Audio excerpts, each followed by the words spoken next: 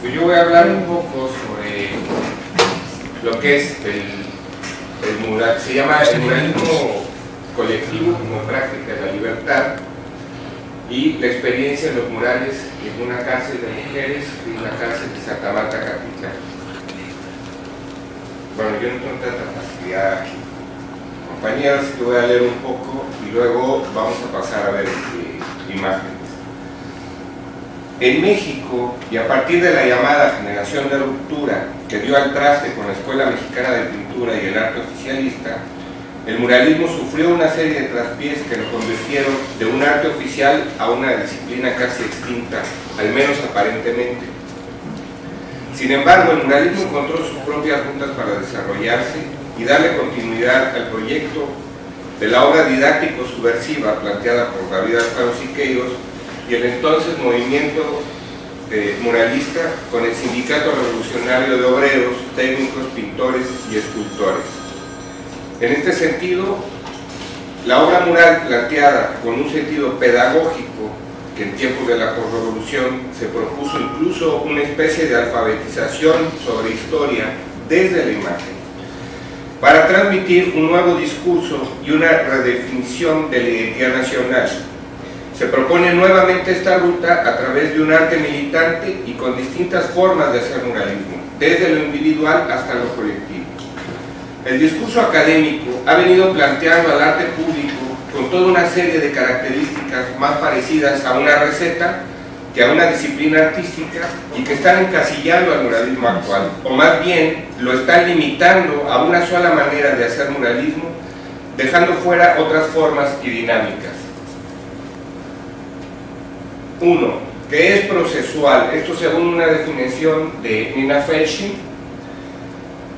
1. Es procesual, orientado al proceso de realización y percepción. 2. Se localiza en emplazamientos públicos. 3. Es una intervención temporal. 4. Utiliza técnicas de los medios de comunicación. 5. Utiliza métodos colaborativos en su ejecución. Se vuelve comunitario. Estas características que yo mismo defendí hace unos años tienen una postura muy concreta y muy acorde a las dinámicas de poder, del centro a la periferia. Sin embargo, aquí estamos hablando de la postura que hacer del muralismo y el arte público también desde la periferia hacia el centro, revertiendo algunas de las posturas academicistas y hasta etnocentristas generadas desde las zonas urbanas sobre el muralismo y también, ¿por qué no?, sobre la producción artística en general. En este sentido, cabe hacer algunas precisiones. El muralismo actual no siempre utiliza técnicas de los medios de comunicación. También se hace muralismo en las montañas y sierras de nuestro país, con métodos y herramientas propias generadas por los artistas y las comunidades. El muralismo no siempre es en emplazamientos públicos, también existe el espacio privado o ambos simultáneamente. Por último, el espacio temporal es tremendamente relativo. Si se compara con un performance, por ejemplo, tenemos que una obra mural ha visto pasar ya a 3 generaciones de mexicanos, en el caso del muralismo mexicano, y sigue ahí. Y por el contrario, un performance que se presentó la semana pasada en X lugar ha quedado borrado en la memoria inmediata de los espectadores. Por otro lado, muchas disciplinas del arte público necesitan además de una explicación por escrito, como suele suceder con la gran mayoría de las instalaciones conceptuales, convirtiendo el concepto de lo público en la triste realidad de lo discrecional y elitista. A estas características propuestas por Felshin, aparte de hacer estos posibles ajustes, debemos agregar más, de tal manera que nos permitan ampliar para entender las dimensiones del muralismo actual. Por ejemplo, el muralismo se plantea desde la identidad también, desde sistemas simbólicos concretos que juegan un papel fundamental en el proceso de creación y en los resultados.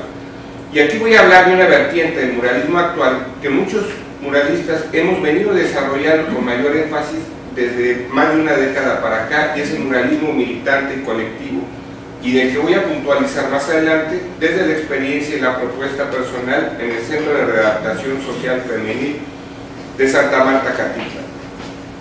Lo primero ha sido ubicar un marco teórico para desarrollar un trabajo colectivo tan complejo. No es que se junten los participantes y se pongan a pintar previa charla, ya que en primer lugar no todos son artistas y muchas veces ni siquiera han tenido contacto con un pincel o con pintura. Y aquí se plantea uno de los retos: cómo enseñar a pintar, o más bien cómo obtener las herramientas necesarias para que alguien con poco contacto con la pintura tenga los elementos necesarios para poder desarrollarse la expresión. Y en este punto yo he propuesto un trabajo parecido al de la alfabetización planteada por Paulo Freire en la educación como práctica de la libertad, y todo este análisis que hace sobre la pedagogía del oprimido, llevando la experiencia como alfabetizador al terreno del muralismo, y este planteo también como una práctica de la libertad, es decir, un muralismo liberador, práctico y por supuesto subversivo. De esta manera el muralismo se plantea desde las bases y no desde el artista, desmitificando que el artista es un genio todopoderoso y un mecenas ideológico. Por el contrario, este asume su rol como parte de la colectividad, sin jerarquías, únicamente llevando a través de lo que he llamado laboratorio de muralismo prácticas concretas como inducir a la acción pero no proponerla. Estas deben salir de la colectividad misma y, lo más importante, coordinar únicamente y mandar obedeciendo. Esto es fundamental en todo proceso colectivo o de colectivización de la obra mural. Sin él, el resultado no es más que una obra dirigida a gusto y antojo de su director y realizada comunitariamente. Pero aún más importante resulta el diálogo. La conquista implícita en el diálogo es la del mundo por los sujetos dialógicos, no la del uno por el otro. Conquista del mundo para la liberación de los hombres. Esto dice Paulo Freire.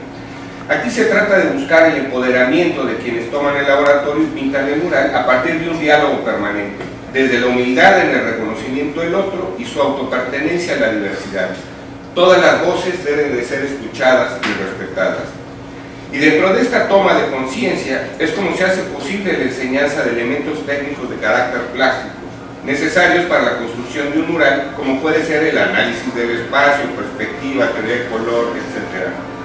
Pero también de formas y dinámicas de trabajo que facilitan el proceso: trabajo colectivo, escuchar, delegación de responsabilidades dentro y fuera del laboratorio del mural, diálogo permanente, rompimiento con estereotipos desde género hasta políticos y sociales, y sobre todo, construir a partir de la realidad circundante, desde la identidad individual hasta la búsqueda de un sistema simbólico que los identifique colectivamente y los empodere. Podemos observar hasta aquí que el muralismo va mucho más allá de los muros o el soporte que lo contienen. El resultado sí es una obra plástica para la discusión, el goce y el disfrute del espectador circundante, pero para quienes participaron también es trabajo y construcción colectiva, organización comunitaria, autonomía, formas de rebeldía y resistencia. Desde el momento que se plantea tomar un muro, por ejemplo, responsabilidad, toma de conciencia, respeto y, lo más importante, reconocer que se puede dejar de pensar y actuar como oprimidos y tomar acciones e iniciativas. Todo este proceso nos ha permitido a algunos muralistas mexicanos experimentar no solo con la plástica o la técnica misma, sino que nos ha puesto en una encrucijada sobre la efectividad del muralismo como obra pública, didáctica, subversiva. Entre la práctica del muralismo de autor, que muchos artistas llegan a rayar en lo burgués, lo salamero, lo etnocentrista y hasta en lo megalómano, que es peor todavía, y el muralismo colectivo. Es decir, ¿qué es más efectivo? La interpretación de la realidad de un solo sujeto limitado a un espacio concreto, que inclusive puede ser ajeno y desconocido vivencialmente para él, o la interpretación de una serie de sujetos sobre su propia realidad, acorde a su experiencia individual y colectiva, a su identidad y en su espacio geográfico de pertenencia. ¿Cuál es el impacto al entorno físico, político, social e identitario de una obra individual en comparación con una obra colectiva? A mí me parece que el muralismo de autor no está peleado con el muralismo colectivo, siempre y cuando exista una verdadera conciencia y compromiso, tanto de su proceso creativo como del resultado mismo, y desde un sentido agudamente autocrítico. Pero sobre todo, tener claro que como obra pública, independientemente de las ideologías, las obras se vuelven experiencias didácticas, muchas veces subversivas, lo ideal, y por lo tanto inevitablemente se instalan en el imaginario social del entorno, ya sea de manera positiva o negativamente. Bueno, ahora vamos a ver estas imágenes y podemos ponerla. ¿Okay? Podemos parar ahí. Bueno, corre. Esta es la cárcel de mujeres de Santa Marta, Catitla. Aquí este proyecto nace a partir de un proyecto que viene desarrollando el Programa Universitario de Estudios de Género de la Universidad Nacional, que aterriza en la pinta de murales. Y entonces, bueno, desde el programa universitario se trabaja sobre todo la cuestión de género, violencia de género, todo lo que es perspectiva de género adentro de una cárcel, con mujeres. Y entonces el proyecto de mural se integra a estos talleres de género para generar un laboratorio de muralismo que tiene que ver, que está fundamentado en el género, para llevar a cabo una obra colectiva. Entonces, bueno, se empieza a dar un laboratorio que se construye ahí mismo en la cárcel, pero se va construyendo a partir de las necesidades de las presas, no a partir de un taller ya dado en otros lugares, ¿no? A mí me parece que tener una receta de taller no funciona de ninguna manera si no se construye con la gente que está tomando, es decir, con base en las necesidades de la gente, y en este caso de las presas. Esta es una escalera de caracol, es una rampa de caracol. En la parte de arriba baja la visita a esta, donde está el árbol, es como una plazoleta, se le conoce como la sala chica, y este cono se le conoce como el caracol. Hay dos caracoles, uno en una sala grande, otro en la sala chica, y eso ya nos empieza a marcar además toda una cuestión de discriminación que hay dentro de la cárcel, porque en la sala grande se reúnen las presas ya que tienen condena, y en esta sala chica las que están en proceso de ser condenadas. Unas visten de beige y otras visten de azul marino, ¿no? Entonces hay como dos clases sociales adentro de la cárcel. Entonces, bueno, esta es una de las temáticas que se empieza a trabajar y que empiezan a trabajar ellas mismas. Podemos pasar a la siguiente imagen, por favor. Entonces, a través del laboratorio empieza a surgir, se empieza a dar forma a lo que va a ser el trabajo del mural, donde se empieza el proceso de discusión, el proceso, un diálogo permanente, se empiezan y se forman brigadas de trabajo, ¿no? Se empieza a trabajar desde el primer día colectivamente, se hacen bocetos colectivos, se hace algo parecido al cadáver exquisito con todos los participantes, y se va construyendo imágenes, pero sobre todo se empiezan a construir temáticas y debates que se vuelven una permanente en todo el proceso de construcción. Entonces, además hay una parte que es muy importante dentro del laboratorio, y es que el laboratorio se vuelve ajeno a la universidad, a mí, a todo, y empieza a funcionar solo adentro de la cárcel.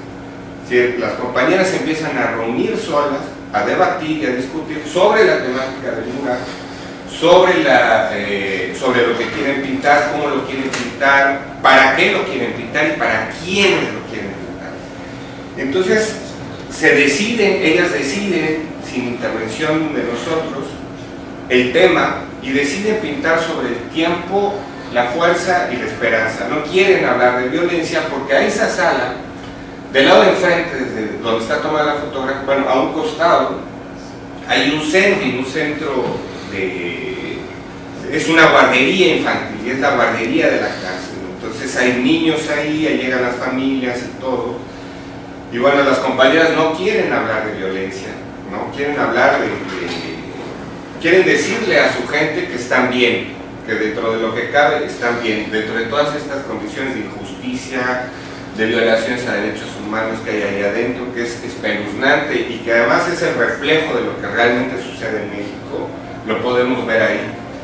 Entonces deciden esta temática, ahora sí que corra, y deciden representar el tiempo a través de un gran reloj de arena, que es el cono central, la esperanza a través de un gran bosque y de una naturaleza, y la fuerza a través de estas manos entrelazadas. Entonces, y se empiezan a aprovechar todos los elementos arquitectónicos, ¿no? Y se va desde lo colectivo también a lo individual. Es decir, hay un mural colectivo, pero también hay un trabajo individual, que son estos pequeños relojes de arena donde cada presa, donde cada interna pinta su historia personal, aparte de realizar este trabajo colectivo. Entonces hay 3 brigadas de trabajo, que es esta de las manos, que es la de la fuerza, una brigada encargada del asunto del tiempo, de los relojes, de toda esta parte, de todo este gran reloj de arena, que en vez de granos de arena son relojitos de arena que van cayendo en el tiempo, y donde está plasmada la vida personal adentro de la cárcel de cada una de ellas. Se pintan techos, barandales, es decir, se hace un mural poliangular completamente. Dentro del taller se plantea el asunto de la poliangularidad, se entiende perfectamente bien, y se empieza a proyectar directamente sobre el muro. Es decir, al ser poliangular es difícil hacer un boceto, entonces hay que atacar directamente.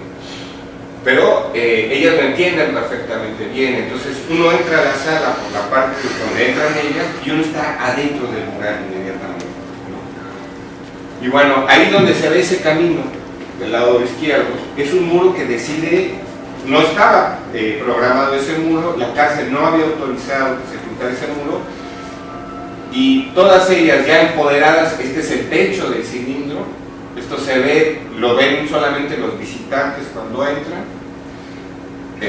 Ya una vez empoderadas de los muros, del proceso, de todo, deciden tomarle un muro a la cárcel, ¿no? a quitarle otro pedacito a la cárcel.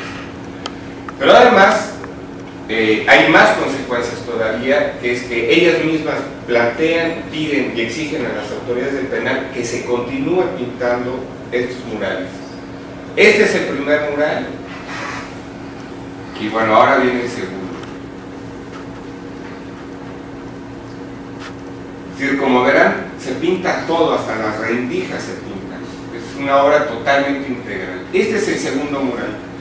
Aquí hay un proceso más largo, más lento, y mucho más complejo, ¿no? Este es un lugar que este es un picadero adentro de la cárcel. Ahí se fuma piedras, se drogan, todo. Y el taller, el laboratorio, se da directamente en el muro, ¿no? Aquí ya no pasamos por el papel ni nada. Aquí se trabaja además con figura humana, con perspectiva, todo esto. Y ellas deciden que de este bosque que acababan de pintar se asoma de repente el mar. El mar, un malecón, ¿no? Un pueblo en la playa, y un lugar muy famoso en México, que está en Guanajuato, que se llama el Callejón del Beso, que es un lugar tremendamente romántico, y deciden en esa esquina pintar el Callejón del Beso. Y bueno, este es todo el proceso. Se fijan en la esquina de acá cómo se utilizan las aristas, todo, para continuar la poliangularidad de todo el mural, ¿no? Y se va extendiendo. Entonces deciden pintarse ahora ellas, y empiezan a pintar los andamios, y ellas arriba de los andamios, ¿no? En este proceso participa menos gente, porque la cárcel es muy extraña. Hay días donde nadie se presenta, todo el mundo está deprimido, hay días de juzgados, todo el mundo anda en papeleos, y hay días tremendamente llenos. Y entonces en el proceso cada una de ellas se pinta, pero para pintarse se ayudan unas a otras. Se trazan, se copian, se prestan los pinceles, es decir, hay todo un proceso colectivo ya mucho más elaborado, mucho más complejo, y donde todas empiezan a ayudar en todo el mundo, todas participan en todos los procesos, desde pintar el mar, el cielo, blanquear, fondear, hacer esa barra de malecón, ayudar a las compañeras a autorretratarse. Entonces es curioso que son como autorretratos colectivos, ¿no? Hay una búsqueda tremenda en el pasado, en la identidad nacional, en lo prehispánico. El sol decide que se pinta un sol azteca, para que quien lo vea en el extranjero sepa que es una cárcel en México.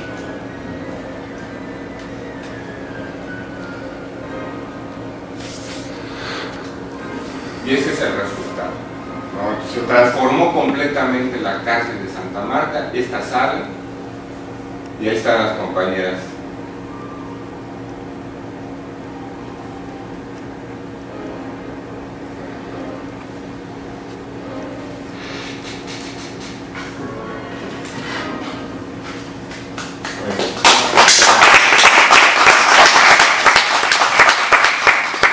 No sé si haya preguntas.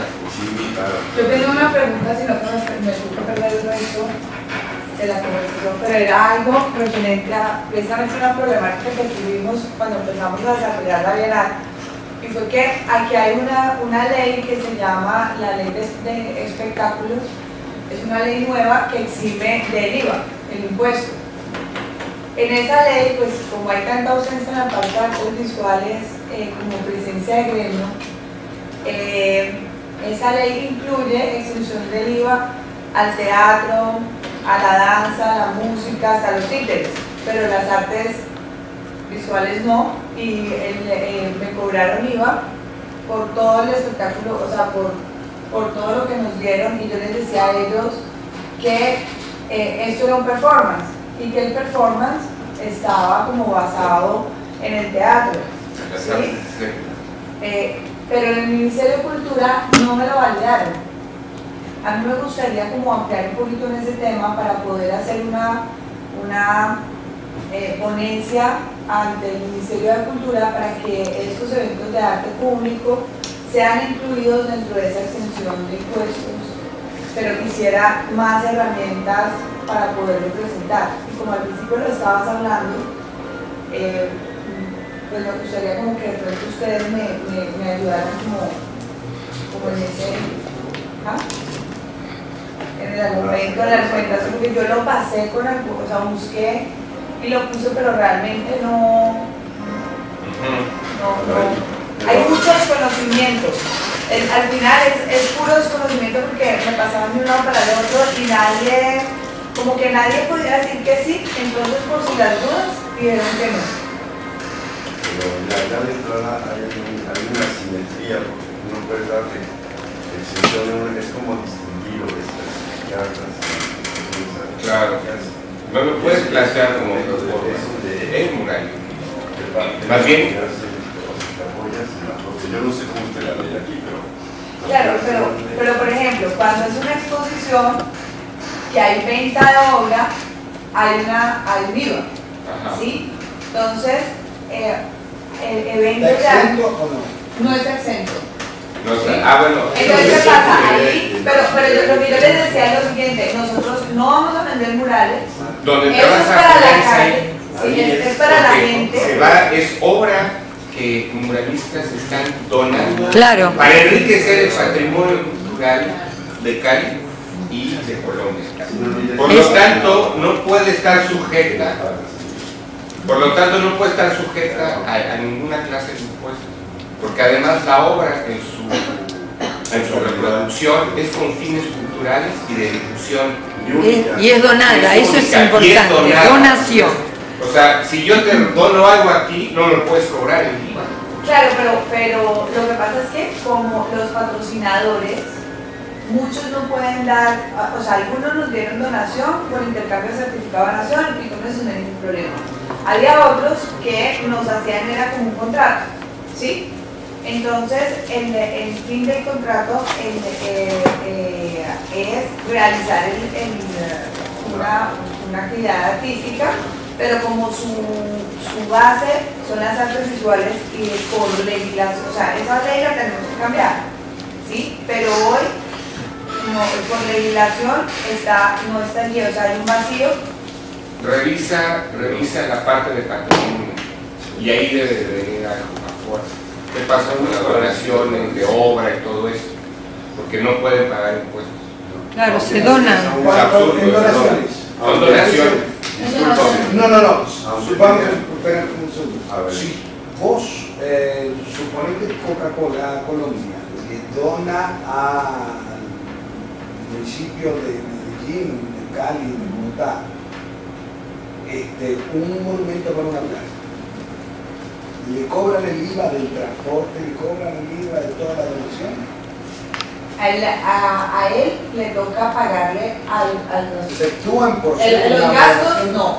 El valor que él dona, sí se le emite un certificado de donación por esa donación que tuvo y tuvo un exceso de impuestos. Claro. Sobre sus impuestos. Sobre sus impuestos, pero lo que le generó ese gasto. No, pero entonces vos también ahí tenés una rendija para colarte. O sea, porque vos decís, bueno, señores, yo tengo acá 30 certificados, o 40, todos los murales que hicimos, los tasás, cada uno los tasás y pedís el crédito de IVA. Sí, es que Claro. es lo mismo que estábamos diciendo, o sea, tú lo que haces es más enriquecer con el papel, pero tú no puedes aquí en China. O sea, si nosotros hubiéramos cobrado, pues sí, pero no cobramos. Es una donación, entonces independientemente que el padre o en general dinero o hayan aportado comida, Sí. tú no tienes por qué cargar de los... En la UNESCO hay un apartado de lo que es donaciones y patrimonio. De ahí te agarran. Nosotros en algunos lugares hemos hecho una nota donde nosotros decimos que donamos los trabajos. El periódico es bueno. Entonces, vos haces una forma que diga, por la presente, fulanito, en carácter de muralista, invitado, Sí. dona el trabajo realizado al municipio, a Y es Liberarte, a donde... Dona esta obra de tanto valor. Pero sí, pero deben de Que cada uno le argumentar, pone su peso. Claro. pero deben de argumentar la razón de peso de esa donación. Es decir, el porqué, el fundamento de por qué fuimos convocados brevemente, ¿verdad que decirlo? Porque lo convoca una bienal que está organizada, Claro. es una organización. ¿Y el beneficio de qué? Bueno, regalación. Claro, de presentar el Enriquecer el patrimonio patrimonio, cultural. Yo creo que no hay problema. hay que redactarlo bien. Son dos beneficios. Uno es en la parte del patrimonio, del propio lugar, del acervo, y el otro es el intangible. Y además el presente es al futuro. Porque estás produciendo una basura que va a impactar, o sea, estás viendo la educación futura de la. O sea, yo no veo ningún problema, es más que nos paremos ahí. No, la verdad es que Otra pregunta, lo que se hace allá. ¿Vos podés transferir el crédito fiscal? sí, como pensarlo uno por otro, si No, ya son- transferir. Vos, por ejemplo, te digo que allá sí se hace con No me pone el el IVA. Claro, yo tengo un crédito de IVA. Sí, y me conoce el visto de ahí. No, tengo solo crédito. Ah, ya. Entonces, como yo no tengo crédito, porque soy una fundación, transfiero ese crédito a una empresa, al almacenero de la esquina o a la constructora.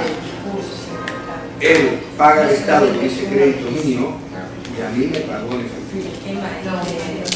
No sé, Pero de allá hecho sí. nosotros somos responsables de IVA porque como la idea de la fundación es que somos ¿La fundación paga IVA? Es sin fines de auto lucro. así. No. No. La fundación acá paga IVA. Allá está exento. Dependiendo de las actividades, ¿sí? O sea, yo no estoy... No, allá está exento. Eso No, pero por ejemplo, si nosotros vamos a dictar un taller, ¿sí? Y por ese taller nos van a pagar, esa actividad tiene un IVA. No, todo lo que haga la fundación, Aquí. llámese taller o un baile o una partusa, Sí, Está eso es una fiesta y un piyupi, Sí, está exento porque soy de la fundación. No, aquí sí nos toca pagar algunas cosas, nos toca IVA, a no ser que sea que no lo requiera o que sea donación. Yo quisiera aportar con dos cosas en eso. Yo creo que lo primero que deberías empaparte es sobre qué dice la ley respecto al patrimonio, respecto a la cuestión de memoria, cuáles son los ítems en que se maneja el Ministerio de Cultura respecto a tu actividad. Eso es uno.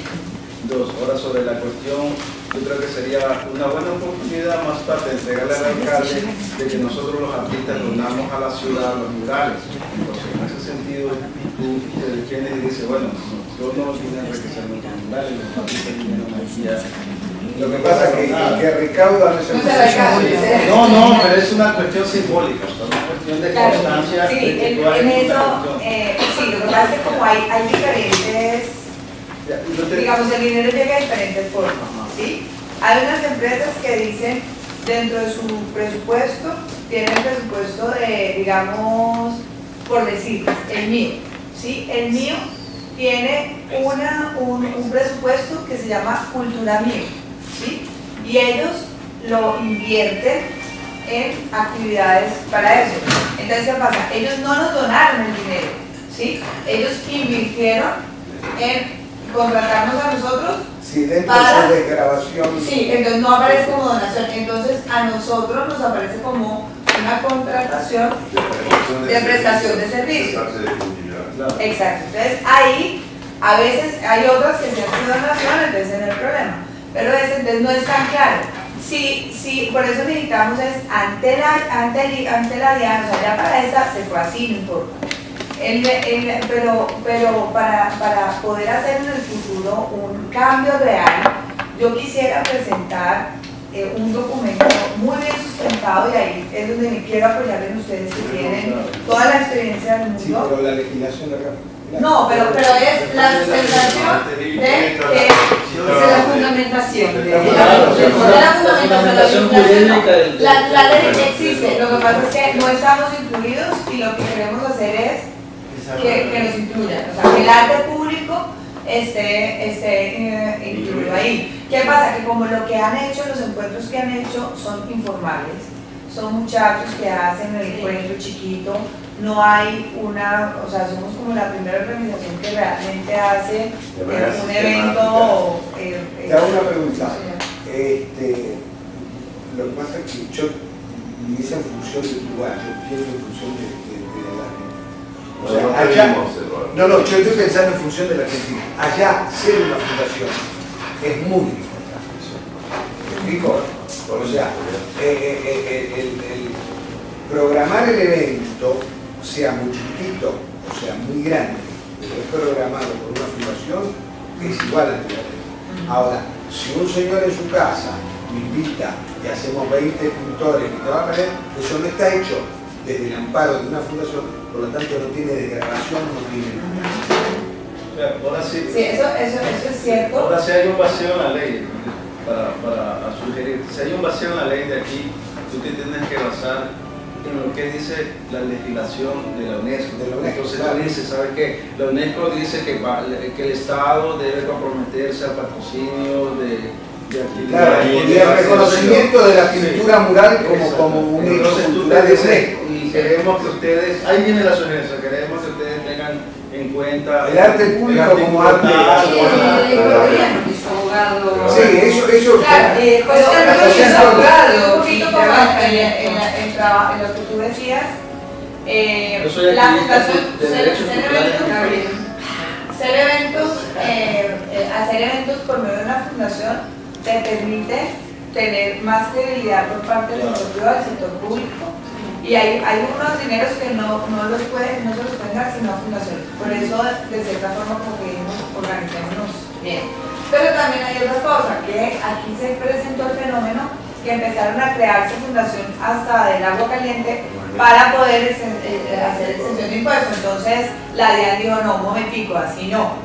Claro, sí, ya lo reguló. Argentina en una época era así, hasta que dijeron, señores, se exige un control de la, o sea, del blanqueo de capitales. La fundación tiene un Pero control. ¿por qué no volvemos al tema? El tema concreto es el vamos a juntarnos y elaboramos el documento.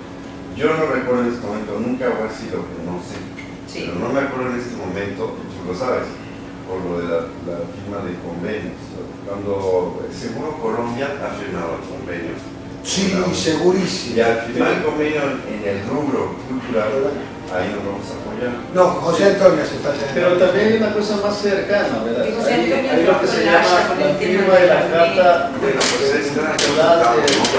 del grupo Grupo Iberoamericano de los Estados.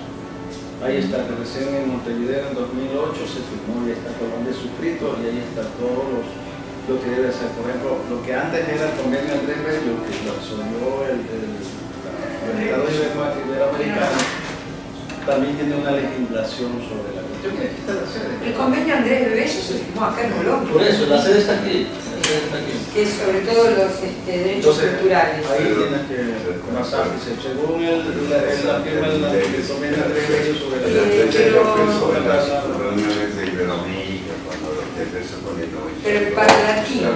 Pero el último firma fue en Montevideo en el 2008. El último fue en Montevideo. Claro, No, porque en el el COSUR convenio todavía Andrés no hay Bello una sí se subida. hizo desde En el acá. COSUR sí lo tenemos desarrollado. Pero En en el el sur COSUR todavía se no. desarrolló. Sí, pero no en el sur. Habría que ver, Mira, llamarlo a pero- Chávez, entonces Ay. si quieres una hora. Hay que revisar bien Y también no sé si Colombia esté suscrito porque es una de las catalogadas como una de las más raras. Sí, sí, sí. Seguro tiene una oferta, pero no sé. Lo que sí está el lugar, sí está suscrito. Que hay que revisar la ley de cultura de acá, O sea, todo convenio que está catalogada como una de las más vanguardistas del mundo. Seguro en algún En el teatro de está ellos tienen toda la legislación mayor. Yo la tengo porque ahorita estuve en un posgrado de gestión cultural con la Universidad de Antioquia y nos dieron toda la parte pues como de la legislación, sino que para mí fue una sorpresa que esto no estuviera incluido y fue todos 15 años. Ya no hay tiempo de todo es en el último momento que cuando ya me van a dar la plata me dicen no, esto fue hace 15 días. Entonces ya no tuve tiempo como de investigar y eso. Al final cuando hablé con el Ministerio de Cultura me dijeron hay un vacío de la ley, no está incluido y no está incluido porque es simple, aquí no hay líderes que estén en el arte público, no está, las artes visuales no están agremiadas, sino que son individuos y entonces no hay... Pero debe de haber un rubro sobre la donación de obra de arte. Y ahí es de donde se agarra. Claro, porque está considerada que hace Y hay una ventaja, tu fundación se llama Iberoamérica, entonces este puede anexar a la cultura la Carta Cultural Iberoamericana, dice, de acuerdo al postulado de la Carta Cultural Iberoamericana suscrita en Montevideo en 2008, bla bla, por eso mi fundación. Bueno, ahora, ¿cuándo tienes que presentar eso? No, A la una, nos quedan 2 horas, no te comentes. No, pero digo, por ejemplo, podemos tener mañana un rato. Sí, a mí me gustaría de verdad como revisar un poquito y sobre todo como lo que nuestro interés es que realmente se generen muchas más cosas. Digamos fue el primero, hicimos grande con 1000 problemas, pero al final digamos que hay mural, la gente, lo más importante es que se ganó una confianza a nivel local y nacional muy importante. Ustedes han visto la difusión que hemos tenido en el periódico en prensa. Yo sé que no se alcanzan o sea, no han sacado en RCN, que es de televisión nacional, en el noticiero en prime time, uno de los magazines más importantes de Colombia, que es también en la mañana, toda la semana, fuera el internet, la prensa, o sea, todos los días han salido en todas las prensas, todo lo que quieran. He dado no sé cuántas entrevistas de radio, así por teléfono, o sea, la difusión es total. Y las empresas, ya la siguiente que hagamos es muy distinto porque la confianza es otra. O sea, esta se hizo con las uñas, pero... Sí, pero ahí tú agarras y dices, mira, esta fundación consiguió tantos millones de euros en obra que se donó a la municipalidad de Cali. No, tenés que, punto uno, decir. Por ahí, y cómo es posible que nos hayan, permíteme tantito, cómo es posible que nos estén cobrando el IVA. Sí, esa película la voy a ir a dar después, que logre recuperar la plata de los tiquetes. Me voy a la de pero, Mario, ¿tú eres abogado? No, pero soy máster en política cultural. Bueno, entonces tú me haces un favor. Tú me puedes ayudar a redactar el documento de que cada uno me done o sea, no a mí, a la fundación, no, a la alcaldía, a la alcaldía. Yo no sé si no te conviene más la fundación.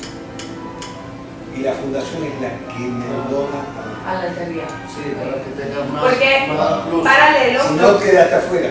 No, lo que dijo Eduardo Nosotros, es correcto. Sí, eso es verdad. Tiene que ser de esa manera porque la O sea, gente protegiera esa. Porque vos hiciste la bienal, la Lo fundación. que nosotros debemos hacer es donar. Sí, y la queda libre Que tú de hagas un ustedes. convenio de donación entre los artistas a la fundación y la fundación dona a Ok. toda la Porque nosotros estamos estamos trabajando con algunas universidades de diferentes cosas para hacer lo que es el patrimonio tangible e intangible del muralismo en Colombia.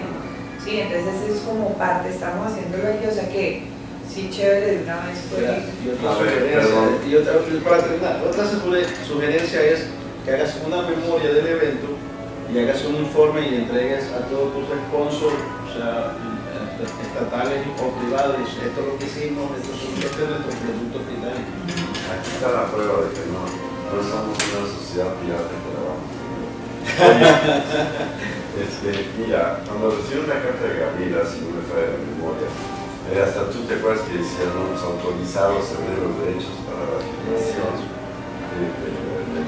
La de Gabriela. Ah, claro, nosotros le modificamos a la carta diciendo. Bueno, porque fuimos trabajando mucho en el derecho de autor.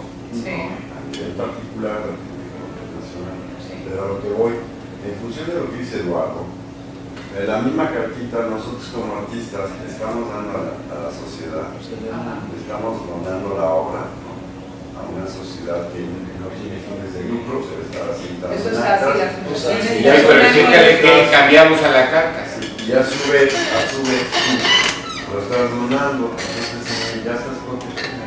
Entonces, si tú puedes armar, como diciendo, como colombiano, no, la parte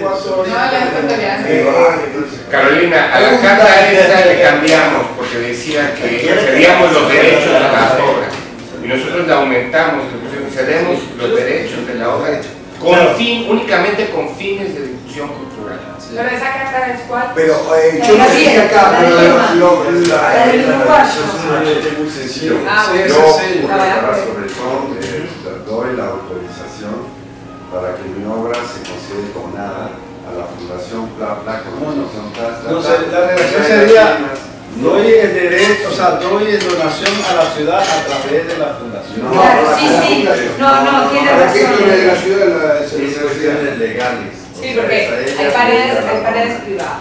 Y pero a las las paredes son paredes privadas. privadas yo les hice firmar un documento donde me decían que ellos Julio, pero si ellos iban a modificar la fachada, iban a intervenir la obra, me lo tenían que para que la avisar para poderla trasladar. Si eso tiene que venir por eso. Bueno, en un paréntesis. Y hay dos cosas, no sé si acá hacen diferenciación. Una cosa es la obra y otra cosa es la imagen. Cuestión de redacción. Sí, yo hablaba de la carta La de obra y la imagen. imagen. En la obra, yo no soy imagen, porque yo cuando estuve en el juicio del Metropolitan de Birmingham, se negoció la propiedad de la obra, de los cuadros de Picasso, y la propiedad de la imagen. Sí, Porque se generaba más plata por la propiedad de la imagen que por la propiedad de la obra. Sí, Claro. Entonces, si vos donás la obra, si no, por la Lo que imagen. pasa es que Como ya estuve en el Entonces, juicio,